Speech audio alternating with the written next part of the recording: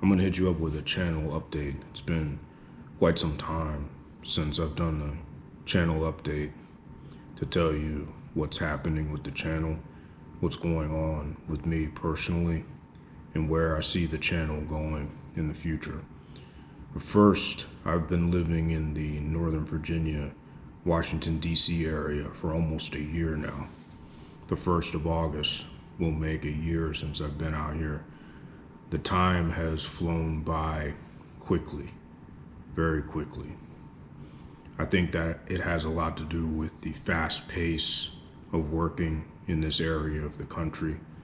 In this area of the country, the Northern Virginia, Maryland, DC, also called the DMV for DC, Maryland, Virginia. It's a fast-paced area similar to that of New York, Boston, any other large city, but it has a special culture about it because of how many defense companies are here, because of the Pentagon and because of the other key players in the Department of Defense being based in the capital. So it's different, but at the same time, the pace is fast. The pace can be overwhelming at times. Being here for a year, it's been an adjustment. The commute is a production every day, and the job is fairly demanding. At the Pentagon, it's the most secure place that I've ever worked.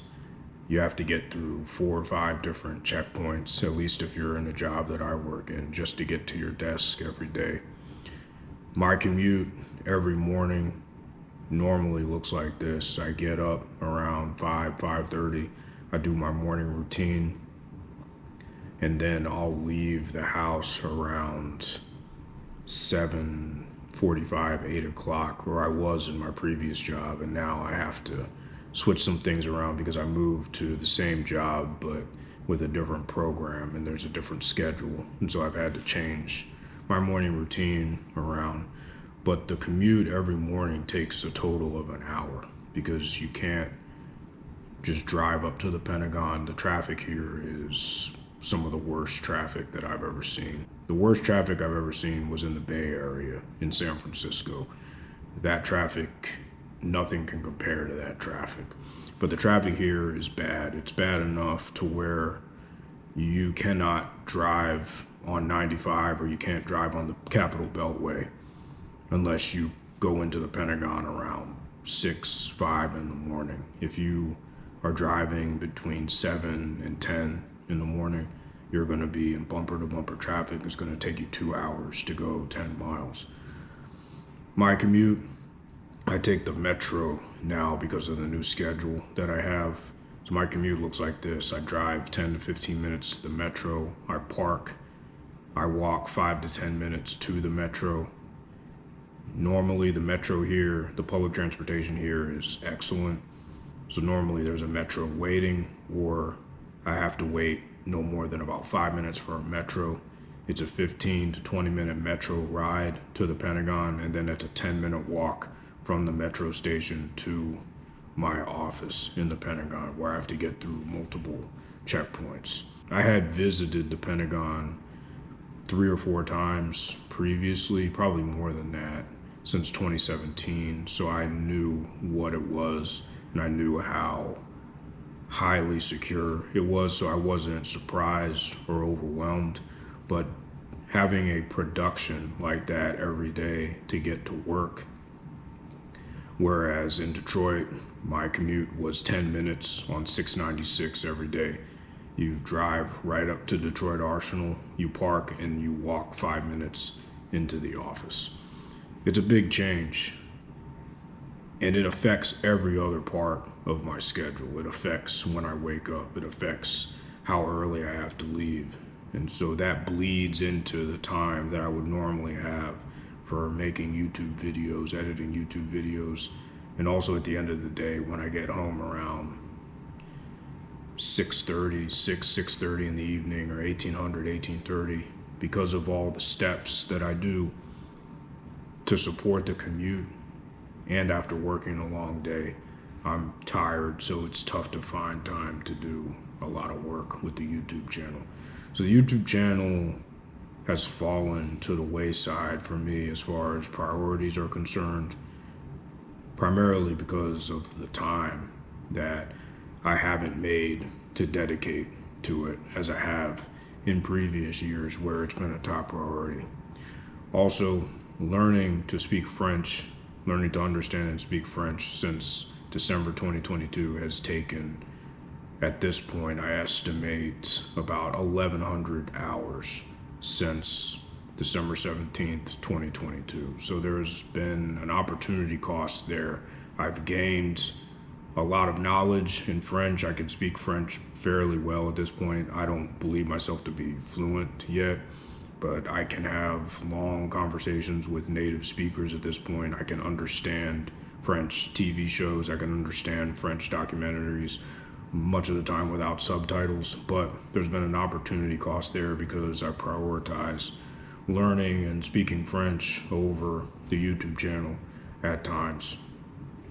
Also, what I've seen with YouTube is at the height of this channel's prosperity was, I would say, March 2021. That's when I was getting a lot of views. That's when I was making the most money from the channel.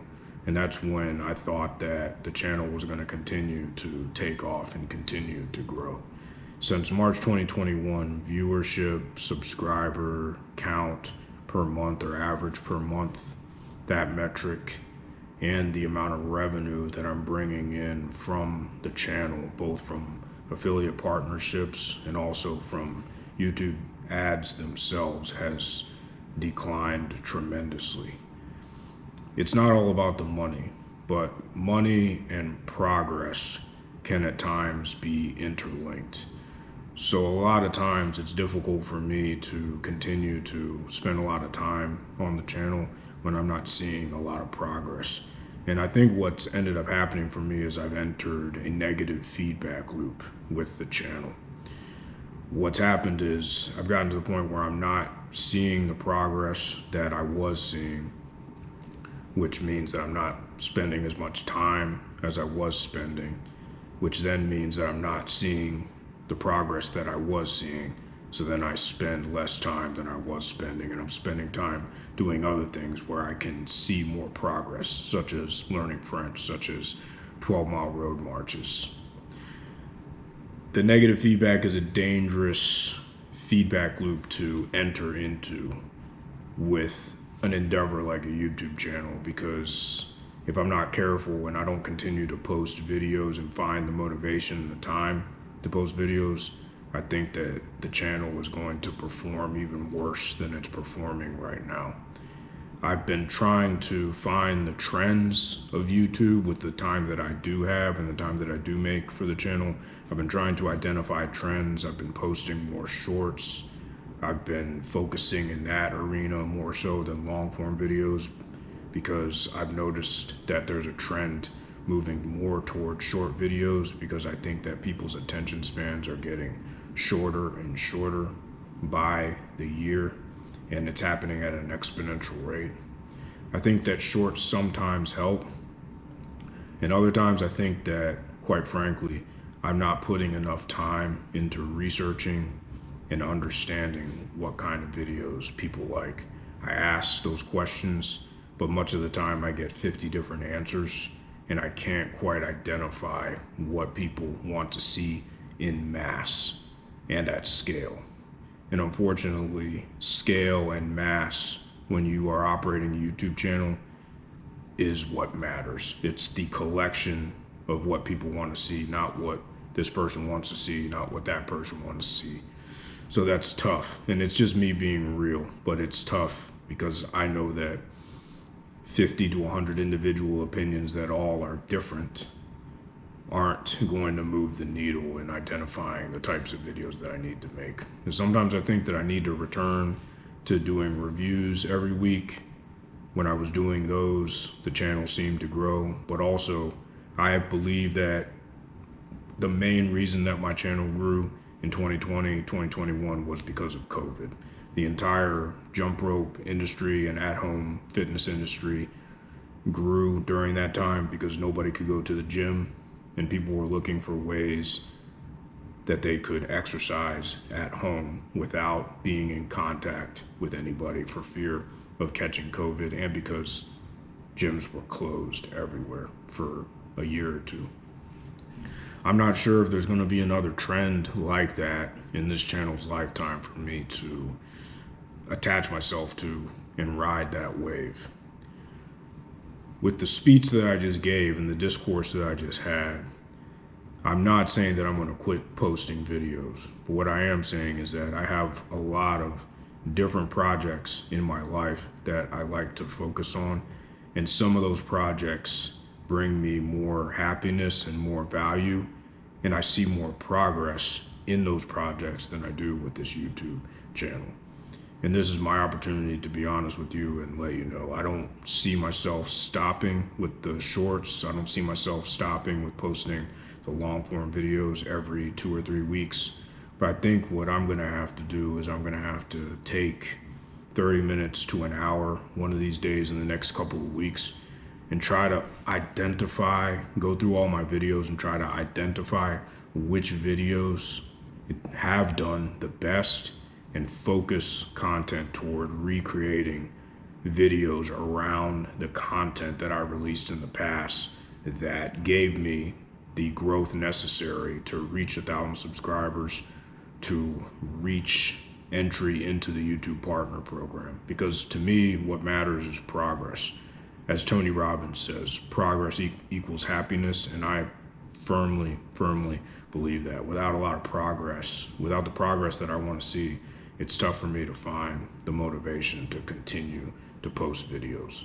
I know that I'll likely need to focus on jump rope reviews. One of the issues with jump rope reviews is that buying jump ropes at this point for me is not so much of a tenable option because I have so many jump ropes at this point. And the 2-3 year later reviews compared to the fresh first time reviews, there's no comparison insofar as progress is concerned. So I'll have to devise a way to where I can buy a jump rope, review it, and then give it away, because I'm trying to make my life more simple. I already have, I think, 50 or 60 jump ropes, and that's way too many.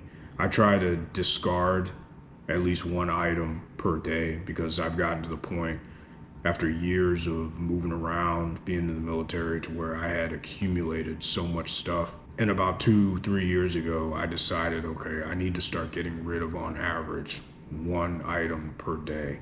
Give it away to somebody who can use it more than me, or throw it away, because less is more, and our possessions rule us. Our possessions possess us rather than us possessing our possessions most of the time. So I'm trying to be mindful about how much stuff I own. So the jump rope reviews, for me, I'm going to have to take a step back and realize and understand how, if I'm going to do jump rope reviews, I can do it in an intentional way where I can give the jump ropes away, or I can find a way to give them a home to where they're not crowding up the space in my house. Another update is that I'm still sober from alcohol. Still sober. I'm not sure how long it's been insofar as days, but my last alcoholic drink was the 25th of November 2022 in downtown Detroit. It was a pint of an IPA, I believe it was, and that was the last drink that I've had. Currently, I have no plans to return to drinking. Life for me without alcohol has been far better than I could have ever imagined, especially the first 3 months, where it was as if I was drunk on sobriety. I had not experienced that kind of mental clarity at any point in my life because I had started drinking when I was 18 and I hadn't stopped until November of 2022. I don't think that I was an alcoholic. I definitely had some times where I drank way too much, but it was the perfect time to stop because there was no issue with it. After I listened to Andrew Huberman's podcast, that was the final straw for me. and I went for it.